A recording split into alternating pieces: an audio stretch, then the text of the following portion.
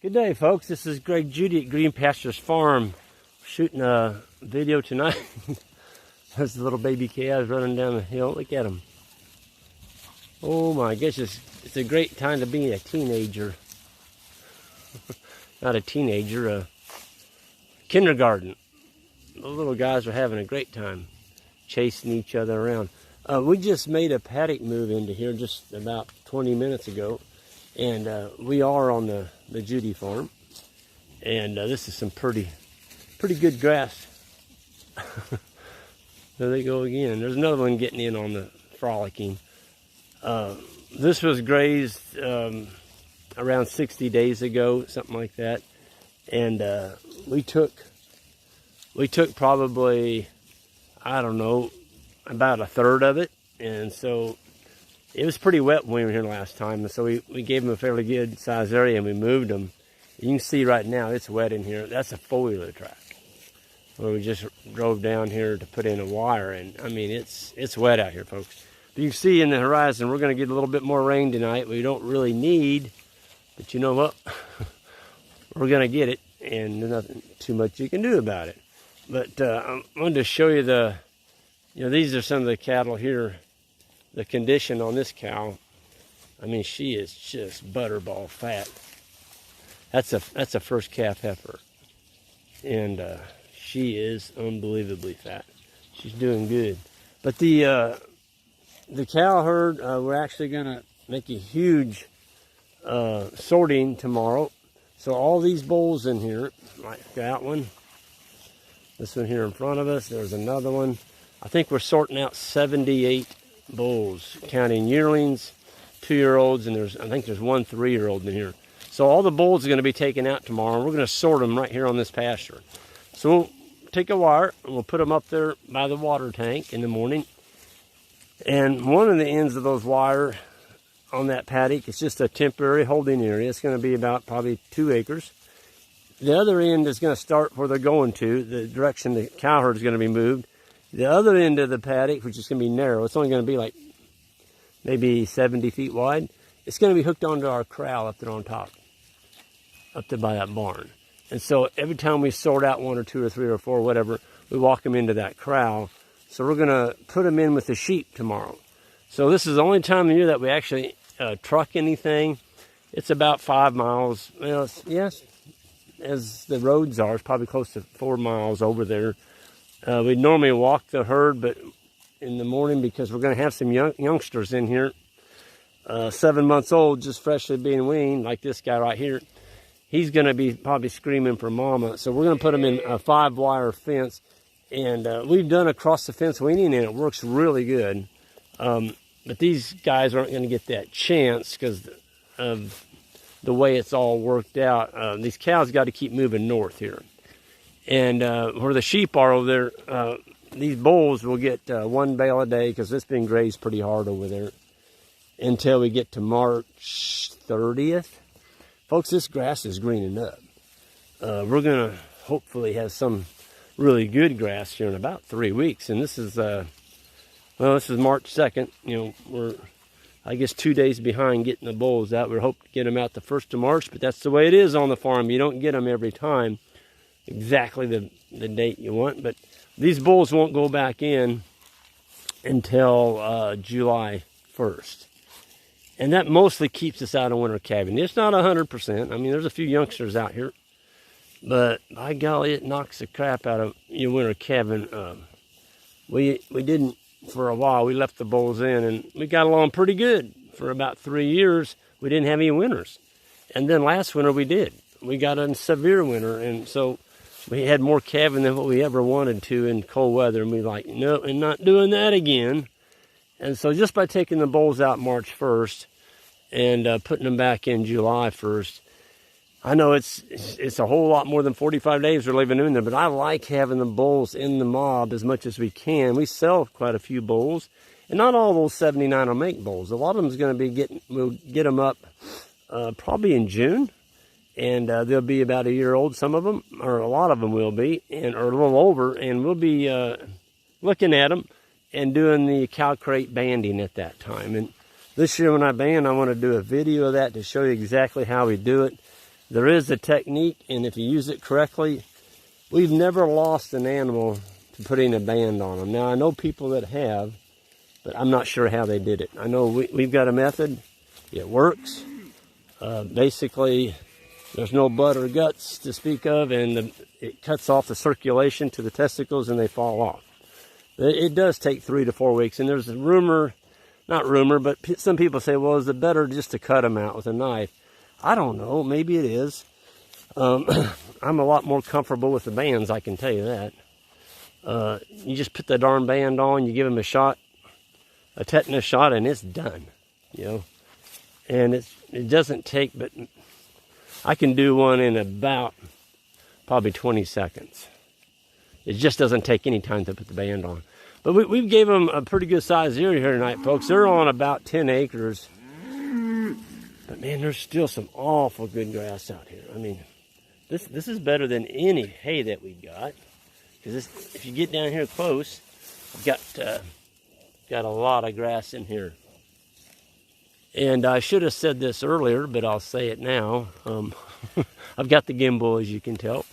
And it's a new technology. It's supposed to make a better video. I think it does. I looked at the one last night, and man, it holds this thing level, and it's pretty darn cool. I don't have a mic system yet for it. I'm going to work on that so y'all can hear me better. But it's pretty neat. This thing just follows your hand wherever you point it. And I mean, it keeps it level. Pretty amazing technology. But the cattle are just, oh God, they're happy in here. We haven't fed any hay in the mornings. But what we've been doing, folks, is we'll give them a piece of ground like this. And then the next move, we'll put some of that hay up down there. We'll unroll a little bit of that hay. And what that's doing is it's extending our spring stockpile. So we've got, let's see, there's 130 acres here. We just started on. And then we got 45 at the end. So there's 175 acres in front of us. It looks like this. So we're 30 days away from grass. So we'll be fine. But I've got some old hay up here. It's 2 years old. I'm not keeping it another year. It's got to be fed this year. And so we'll be feeding some of that as we go up through here. And that's going to buy us some time as well. But man, I'm telling you what, these cows, you know, when you can graze in March, this is March 2nd, and this is what we call March Mud Month. We're going to get, I don't know what they're calling for. The darn weather forecasters, I think they said, I said darn, sorry about that, guys. You all got a good job you got to do. I don't know, I think that they're saying anywhere from 1 inch to 2 inches, so that's why we gave them a bigger area tonight. And everybody says, but you know, I get a lot of comments, well, how often does Greg move the cows? And everybody's, well, he moves them about every 60 days. Well, yeah, right now we are, but in the springtime, we hit the spring flush. We may go through all 16 farms in 25 days, okay? When the grass is growing fast, you got to move them fast. And when the grass is slowing down, you need to slow down your movement. Otherwise, you're going to get around your farm too fast. But it's just a beautiful night. The peepers are out. And for those of you all that are not familiar with peepers, they're little tiny frogs. And if you get close to a pond, I think I'm going to try and get over there tonight with this video. For those of you all that haven't heard peepers, I think you're in for a treat. They are deafening. And peepers are a sign of, guess what? Spring. Spring. And another thing I saw tonight was some kingfishers. The kingfishers are beautiful birds, and they were chasing each other, flying around on our pond in front of our house. We have a lake, and those kingfishers were chasing each other, probably a male and a female, doing a courting ritual. And they were chasing each other. Then I saw a pair of killdeers. Oh, I love killdeers. Folks, when killdeers come, by God, it's not too far away from spring. So we're very, very, very hopeful that this week they're saying, you know, 50s and no more rain for the whole week. Can you imagine? I shouldn't be complaining because by golly, we get July, I'll be out here crying because we haven't had a rain for 6 or 8 weeks and it's 100 degrees out. You know us farmers, you can never satisfy us. It's either too wet, or it's too cold, or it's too dry. It's just the way we are. This is our system that we set up. So there's our beautiful sidewalls out of our tire tank. That's out of earth moving tire, that rubber right there. Let me tell you what, folks, this time of year, that will save your bacon. Those cows can stand on that and drink. And this is pressurized water. That's a little bitty tank. I think there's 40 gallons in there. And got a nice rubber mat there so the front feet can stand on that. They're not going to tear the heck out of our farm. And that's key. That's really key. And then you notice I don't just lay the hose on top of the ground here, folks. Unprotected. I've got a wire over the top of that. Coming back over here to where it's powered up, which is right on that fence right there. There it is. See that? If you don't put that on there, those cows are going to stomp the bejeebers out of that. And your hose is going to be absolutely tore up. There's my lead cow, 160. Every single cattle driver move we make, 160 is always in the lead. Isn't that a beautiful cow? I mean, she doesn't have a patch missing on her anywhere. We've got some where the lice are chewing on them a little bit. The lice better get with it because I tell you what, when that sun comes out, that deal is done. Them lice are history. We're not going to pour stuff on our cattle to kill the lice and then kill all the biology in our manure and our ground. You just don't want to do that. But there's about, I think there's 292 in here. And boy, you don't hear much bawling. They're all happy. It's a beautiful evening. It's a beautiful evening to be a grass farmer here in central Missouri when you can graze the 1st of March.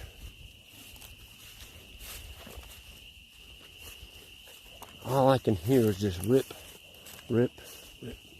I mean, look at this cow.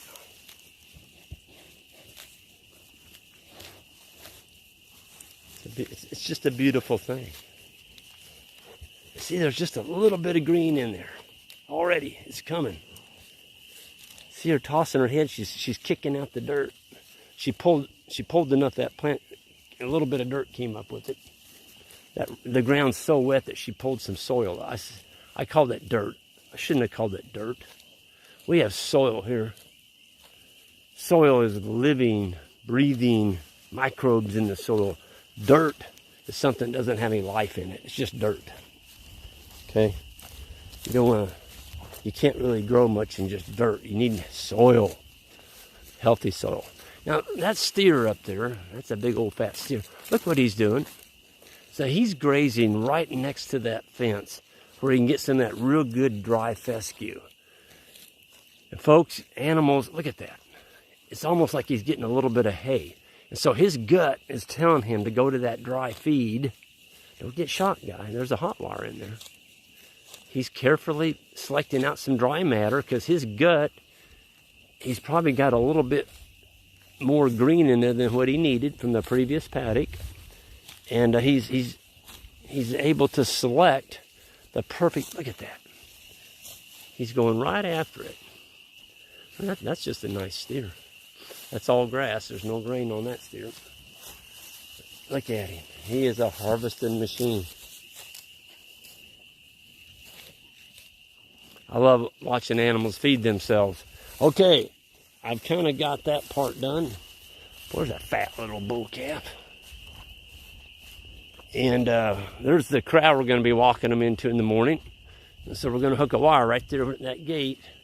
And it's going to go out into this paddock. And we're going to hook it clear down there where those cows are on the far end. So we'll have like a V. All the mob will be in that V. And then we just take a poly braid reel, Casey and Alex and I, and we'll sort out the bulls. We're going to have Jan standing up here running the gate at the crowds. We bring up drafts of 10, 12, whatever we get at a time, maybe 3, 4. And we'll get them all in this corral, and then we're going to haul them over to the sheep. So the sheep and the guard dogs are going to get some buddies tomorrow. I'm not sure exactly. I think I counted on my list. There's around 78 or 79 bulls in here. Jan, I brought her along to carry. She's a pretty good trooper. She's carrying our clothes tonight, aren't you, honey? Mm-hmm. It's warm enough out here, folks, that I actually took my coat off tonight. Haven't done that. Oh, hear that pop on that popping? So we're going to go across. I want y'all to hear these peepers. It is crazy, crazy, crazy loud. I'm going to get right down by the pond. This is where we brought the cows across a while ago, as you can see. They kind of chewed that up a little bit. We left a little bit of manure in the public road here. But we had 2 ribbons. We just walked 290 some right across the road here through that gate. I want to get down right by the pond, and so I can show you exactly what I'm talking about. And there's the house I was raised in, folks. There was 9 of us lived in that house. And that's a whole nother deal. I'll talk about that after a while. I rebuilt that from basically scratch. Me and one of my buddies, Kevin. Kevin was one of our interns / farm manager for a while, and Kevin was really good. And him and I took that project on and rebuilt that house from scratch. And today we're using it. People come to the farm, and it's basically an Airbnb that we use to host people, and it works out really well. I'm going to show you all this pond. This is an old frog pond. Look, there's a deer. It's a bunch of deer. We just took the cows out here. Folks, it's going to get loud. I'm going to get close. This is an old frog pond. But, you know, even though it's an old frog pond, we don't let the cows in it. We ran a wire around it. Can y'all hear them peepers? My God. Folks, it's almost deafening down here. I'm going to be real quiet. Listen to this.